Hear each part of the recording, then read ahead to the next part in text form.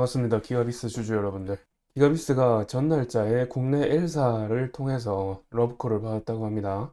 유리기판을 구멍을 뚫으면 거기에 비하가 생깁니다. 비하라는 건 구멍이 되겠고요. 그 구멍 안에 마이크로 단위의 어떤 크기가 되기 때문에 그 마이크로 단위의 구멍 크기에 대한 검사 장비가 되겠습니다. 기가비스가 그에 대해서 기술력을 갖고 있기 때문에 이 국내 L사로부터 러브콜을 받은 것이고요. 그래서 지금 주가가 상승분이 모두 반납된 상황인데, 기가비스가 지난번에도 이 앱솔릭스, SKC 자회사죠. 앱솔릭스 관련해서 유리기판 이슈가 있었고, 그때도 샘플 테스트는 통과했으나 콜 테스트에서 통과했다라는 어떤 후속 보도가 없다 보니까 상승분 모두 반납했었는데, 이번에도 테스트 단계라고 하기 때문에 그에 따른 어떤 가격 반납이 아닌가 생각이 됩니다. 여하튼 확실하지 않은 재료에 대해서 이 시장이 지금 민감하게 반응을 하고 있는데, 여하튼 이슈부터 한번 보시도록 하겠습니다. 자, 보시다시피 이슈는 이미 접하신 분들 많을 거라고 생각하고 있습니다. 보시다시피 기가비스가 지금 국내 L사의 유리기판 제조에 있어서 TGV 검사 솔루션 선제 테스트에 돌입했다라고 하죠. 내용을 보게 되면은 여기에 보시다시피 지금 엑솔리스 얘기도 나오고 있습니다. 샘플 테스트 통과한 이후로 어떤 후속 보도가 없다 보니까 지금 기사 자체에서도 샘플 테스트 통과한 것 외에는 딱히 추가적인 내용이 없죠. 그리고 국내 L사 자사 개발 중인 유리기판 샘플 관련해서 반도체 적층 공정에 생기는 초미세 홀, 마이크로 단위의 이제 미세 구멍이 생깁니다. 미세 구멍에 대해서 TGV 검사 솔루션 개발이 막바지에 있다고 하죠. 그렇기 때문에 지금 기가비스에 러브콜을 보낸 것이고, 기가비스의 외관 검사 장비, AOI 검사 장비를 도입하려고 하고 있는 것 같습니다. 그렇다면 이 국내 L사가 어딘가를 찾아보면은 일단 LG 이노텍이 가장 큰 가능성이 있지 않나 생각이 듭니다. 이번에 반도체 패키징 산업전에서 LG 이노텍이 최근에 고부가 반도체용 기판인 볼그레이드 오레이 관련해서 공개를 했었고, 패키지 सब스트레이트 관련해서 지금 유리 기판을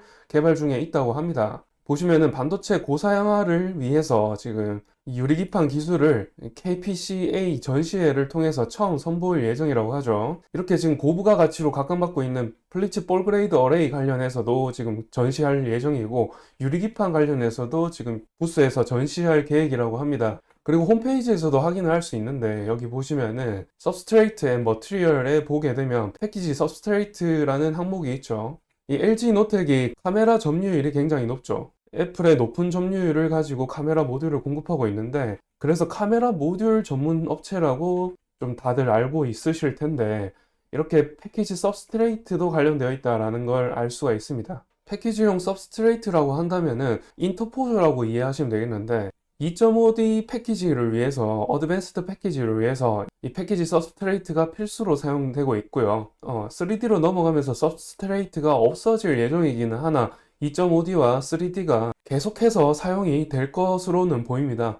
3D로 아직까지 완전히 대체되지는 못할 걸로 보이고요. 지금까지 유리기판의 패키지 공정 자체에 그 미세화의 한계에 다다르고 있는 만큼 유리기판이 대두되고 나면은 아무래도 국내의 2.5D 패키지 관련해서 혹은 3D 패키지 관련해서 좀 속도가 붙지 않을까 생각이 됩니다. 그래서 지금 여기 기사에도 나와 있듯이 SKC라든지 LG이노텍, 삼성전기 관련해서 지금 유리기판 이슈가 계속해서 나오고 있는데, 누가 선두주자가 될지 좀 추이를 지켜봐야 될 것 같고요. 그리고 지금 주가가 반납된 이유는 아무래도 여러 가지 이유가 있겠습니다만은, 어제 이슈가 나오고 나서 주가가 반납되었기 때문에 오늘의 나스닥이 빠졌던 이유보다는 아무래도 기사 자체적인 문제가 아닐까 싶습니다. 저번에도 그랬죠. 샘플 테스트 얘기만 나오고 그 이후로 후속 보도가 없었기 때문에 계속해서 그랬기 때문에 가격이 반납되었던 것이 되풀이되고 있죠. 그러니까 조금 주의를 하셔야 될 것 같고요. 그리고 오늘 같은 경우도 이렇게 나스닥이 빠지고 반도체 지수가 빠지고 있는 상황인 만큼 좀 주의를 더 기울이셔야 된다라는 말씀 드릴 수가 있고요. 보시다시피 유리기판이니 뭐니 하더라도 지금 엔비디아가 이렇게 급락하면서 반도체 필라델피아 반도체 지수도 이렇게 큰 폭으로 하락을 했습니다. 미국의 반도체 지수가 이렇게 일봉 차트가 이렇게 크게 빠졌다라는 것은 거의 경기 침체급으로 빠진 것인데, 이 날짜에 경기 침체 우려가 나오면서 빠졌죠. 급락하면서 여기까지 빠졌습니다. 지금도 마찬가지로 경기 침체 우려가 나오고 있는 것인데 PMI 지수가 발표가 됐었죠. PMI 지수 한번 볼까요? 보시다시피 24년 어거스트 8월이죠. 8월 PMI 지수가 발표됐습니다. 지난달에 발표됐던 PMI 지수는 43 정도 나왔거든요. 그래서 경기 침체 우려로 큰 폭으로 하락했던 것인데 이번에는 47.2가 나오면서 여기 보시다시피 47.2가 나오면서 4 정도 올라간 것을 확인할 수가 있죠. 그런데 신규 주문 건수가 이렇게 44.6이 나오면서 이 신규 주문자 건수가 높게 나와야 되거든요. 그런데 이렇게 큰 폭으로 하락하면서 글로벌 시장에서 경기 침체 우려가 커진 것이죠. 그리고 고용 지표 같은 경우 컨센보다 높게 나왔기는 합니다만은 어쨌든 50 밑으로 나왔죠. 50 밑으로 나오면은 경기 침체를 우려하기도 합니다.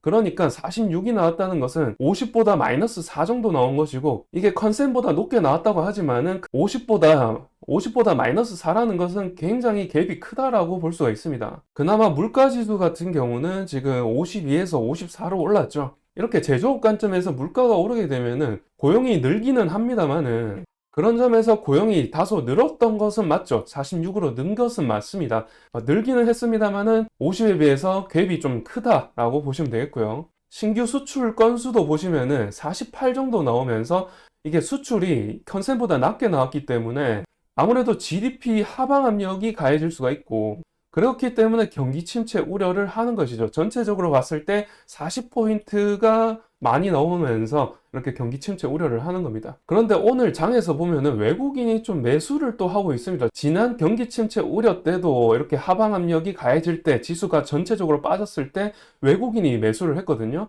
이번에도 마찬가지로 외국인이 매수를 하고 있는데, 자, 보시다시피 지금 외국인이 매수를 하고 있죠. 이렇게 지금 매수하고 있는 움직임들. 자, 시장 종합에서는 지난번과 마찬가지로 외국인이 매도를 하고 있습니다. 지난 경기 침체 우려 때도 외국인이 매도를 했습니다. 마찬가지인데 반도체의 주요 업종들 있죠. HBM 찐 수혜주들 같은 경우도 마찬가지고, 지금 이렇게 이슈가 있는 기가비스 같은 경우도 외국인이 매수를 하고 있는 점, 저가로 인식해서 들어오고 있는 점이 아무래도 수상하다는 거죠. 그냥 이슈가 아닌가라는 생각이 조금 들기도 합니다. 왜냐하면은 신용 대차 추이를 보게 되면은 지난번에 경기 침체 우려로 거의 2조 가까이 신용 대차 청산을 했습니다. 이렇게 강제 청산을 시키고 난 다음에 17조 언저리로 내려갔습니다만은 다시금 최근에 들어서 이렇게 신용 대차가 크게 큰 폭으로 증가를 했습니다. 그러면서 오늘 신용 대차가 다시금 또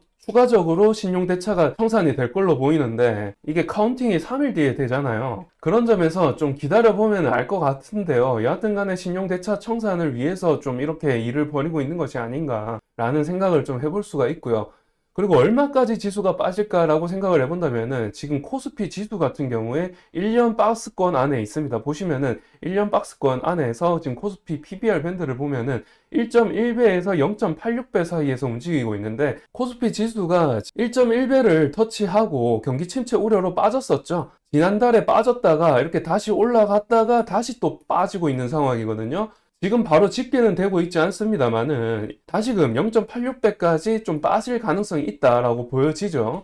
0.86배 이하로 또 떨어질 가능성은 좀 낮아 보입니다. 왜냐하면 1년 동안에 0.86배까지 터치하고 나서 다시 반등한 적은 있어도 0.86배 밑으로 떨어진 적은 1년 동안 없었기 때문입니다. 그 앞에 경기 침체 우려보다도 지금 더 높게 PMI 지수가 나왔기 때문에 그 이상으로 빠질 가능성은 없어 보이고, 그 위에까지 좀 갈 가능성은 좀 보입니다만은 얼마까지 빠질지 앞으로 알 수가 없는 상황이긴 합니다만은, 여하튼 0.86배까지 빠진다고 보면은 2400입니다. 코스피 지수가 2400인데 2400 위에서 좀 움직이지 않을까 생각한다는 말씀 드리는 거고요.